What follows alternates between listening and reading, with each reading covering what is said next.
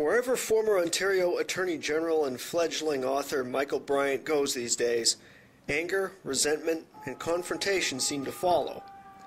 Wednesday evening was no exception, as around 50 people, many of them bike couriers, gathered outside the Toronto Reference Library to protest a Globe and Mail-sponsored appearance by Bryant to launch his new book, 28 Seconds, a true story of addiction, injustice, and tragedy, an autobiographical account of his involvement in the 2009 death of troubled cyclist Darcy Allen Shepherd, as well as Bryant's subsequent arrest, the court case, and his battle with alcoholism.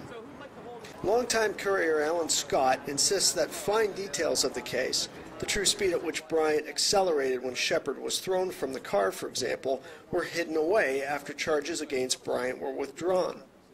Mr. Peck, in his summary to the court, says that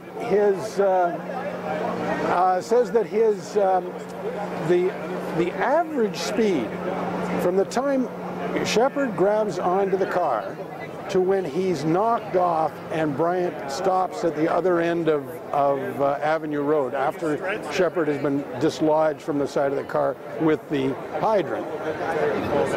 Peck says the average speed was 34 kilometers an hour. Why would anybody explain it that way? Unless they wanted to make it seem like a lesser speed. Because the forensic engineers, independent ones that we have talked to, say the car, given the evidence, was going at a top speed of 70 kilometers an hour, and the impact speed is the important stat, not the average speed from when the car is stopped to when it accelerates gradually to when it goes and then decelerates. When you average all that together, it makes the speed look a lot less. Right. It was the night of August 31st, 2009, that Bryant had the run-in with an intoxicated Shepherd, a bike courier with a history of altercations with motorists. During this particular row on Bloor Street near Yonge, Shepherd jumped onto Bryant's convertible in a dispute. Bryant hit the gas, with Shepherd still clinging to the side of the car, and the cyclist was sent slamming into a fire hydrant.